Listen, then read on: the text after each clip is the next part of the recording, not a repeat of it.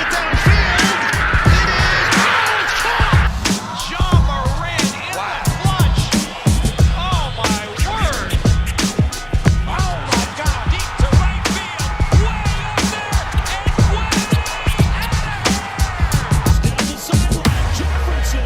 Another huge run. Jalen Red broke tackle. Stayed on his feet.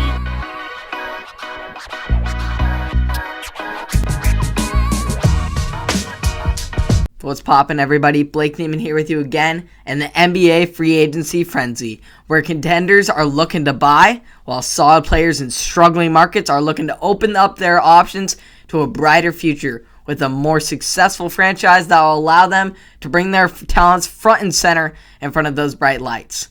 Then, there are also always the superstar free agents who go and try and form a super team, while others stay humble and loyal to their franchise that they have grown in, like our very own Damian Lillard.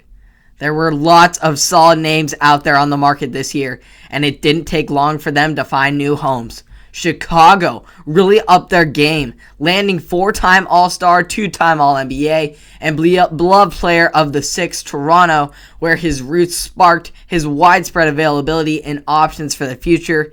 With his 3-year contract, $85 million contract, DeMar DeRozan will be along two guards in Lonzo Ball and Alex Caruso, who each signed 4-year deals, with Ball's being worth $84 million, while Caruso's is worth $37 million.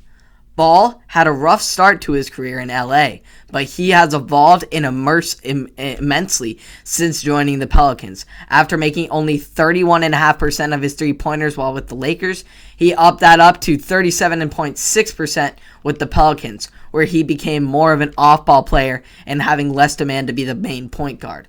His high-level defense and rebounding as a guard, along with his ability to make plays and transition, makes Ball one of the most versatile all-around players in the league. Caruso is very similar to play in regards to how he plays a solid guard defender and a knockdown three-point shooter. These two, along with Zach LaVine, DeMar DeRozan, are a great step in the right direction to get the Bulls back into playoff contention. Speaking of now former Lakers, Dwight Howard, Trevor Ariza, Wayne Ellington, and Kent Bazemore will all be making their return to La La Land to try and help fill out what was a dang near empty roster besides the big three in Russell Westbrook, LeBron James, and Anthony Davis. In addition to these veteran Lakers, 18-year-old veteran Carmelo Anthony will finally have his opportunity to play alongside his fellow brother, 2003 lottery pick in LeBron James. They go way back into their high school days, with Melo being at Oak Hill and LeBron being at St. Vincent St. Mary's, just battling it out then. And there is no doubt in Melo's scoring ability, as he was 10th all on the all-time scoring list and just 39 points behind Moses Malone for 9th. His ability to catch and shoot knocking down pull-up jumpers make him a perfect fit for what the Lakers need right now.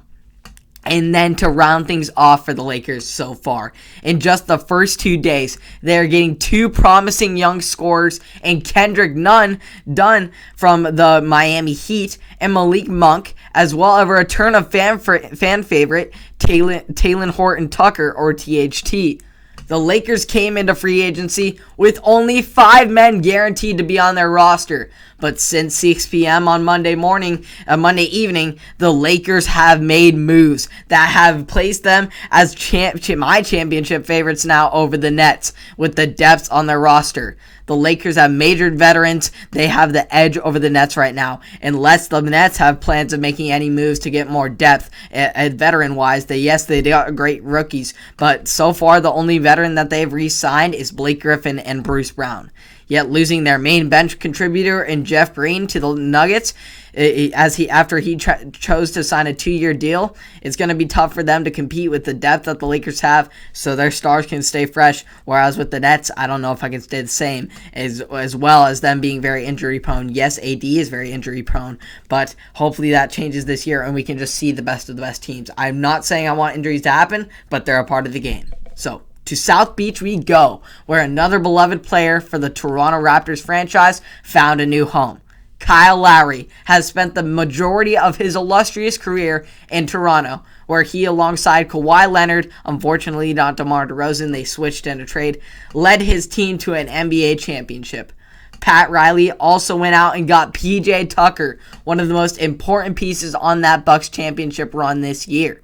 But the key to this Heat squad was re-signing the key members of that finals run in the bubble, as Jimmy Butler got a max contract and Duncan Robinson also came back, which is going to be a main contributors, as well as Bam Adebayo also re-signed. He's a bright young star.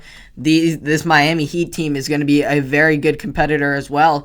Lots of super teams building in the East: Chicago, Miami now, and don't forget about the NBA champion Bucks, as well as these Brooklyn Nets, who we have yet to see really chemistry together with one another, out with the big three in James Harden, Kyrie Irving, and Kevin Durant.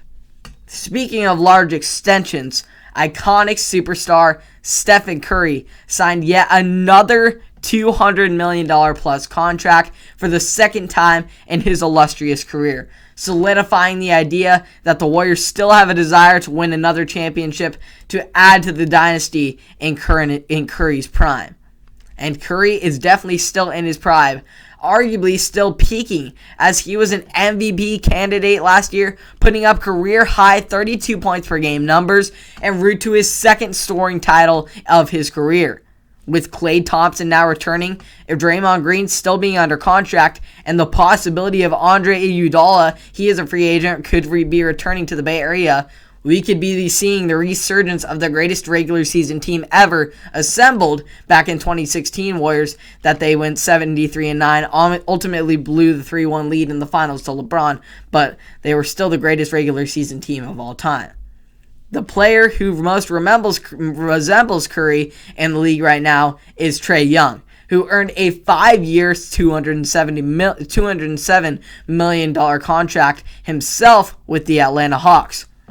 Young is a bright young star from the 2018 draft class, alongside DeAndre Ayton and Luka Doncic, proving to be an elite player who doesn't crumble under the pressure, as he won back-to-back elimination games against the 1-seed 76ers to punch the 5-seed Hawks ticket to the Final Four of the NBA playoffs. Just a super young team that he was showing out his abilities. Dropped 48 in Game 1 to snag the only game on the Bucks' home floor all postseason that they dropped. You can definitely tell that he is a great player, and you can definitely not count out the Hawks completely out of the equation when a talent of Young's caliber is running the show. But the most talked about free agent this offseason was Chris Paul, with fans wondering whether he would try and run it back with the Suns or pursue a different team with some more mature talent. Well, CP3 made it clear that he believes this Suns team can still compete for a championship, and he wants to win with them there, re-signing with the team on a 4-year deal worth up to $120 million. With CP3, the Suns can still compete with the best of the best, as we saw him step up big time and lead his team throughout the playoffs, even at his age of 36. Yes, he may have crumbled in the finals, but he's going to have that fire now going into the next season, with the Suns having, and that's going to breed off into the entire team, having a chip on their shoulder going into next year. You cannot count out the championship contention that they have, as long as they have one of the greatest point guards of all time running the show. So notable names that are still out there on the market are Kawhi Leonard, Dennis Schroeder, Spencer Dinwiddie, John Collins, Reggie Jackson, Kelly Oubre, Danny Green, and Victor Oladipo, just to name a few. So there is definitely some room for other hopeful contenders to make some more moves with these great talents that I just named. And the frenzy has just begun, and it is a whirlwind start to the offseason activities among all these NBA teams. I love how diversified the league is becoming. If all goes according to plan and players please stay healthy, this season could go down as one of the most entertaining in the 75-year league history. Thank you for tuning in to another episode of Blake's Take. Hope you all enjoyed all of that free agency frenzy. It's going to be crazy. We are only 2 days in, and there's still some big names, as I just listed, that are still out there. But LA really upped their game. Chicago really came out and bought, trying to resemble some championship contention. This is a great start for them to get back. The last championship, Michael Jordan the GOAT, and they're starting to get some great players just 2 decades later. So it's going to be awesome this season. South Beach is coming back with some great players. Kyle Lowry was a great addition for them. And then Milwaukee and Phoenix both have their superstars still on their teams in Giannis Antetokounmpo and Chris Middleton. And then Devin Booker and now Chris Paul. It's going to be such a... And don't forget, Jamal Murray is coming back to the Nuggets with MVP Nikola Jokic, as well as Curry and Clay, as I said. Lots of teams with lots of talent. It's going to be a great year of basketball. I just hope they all stay healthy and nothing really sours this season like it did last time. Hope you all enjoyed. You can catch all this on Apple Podcasts, Spotify, and or YouTube. Subscribe, hit the like button for more, and I'll see you all in the next one.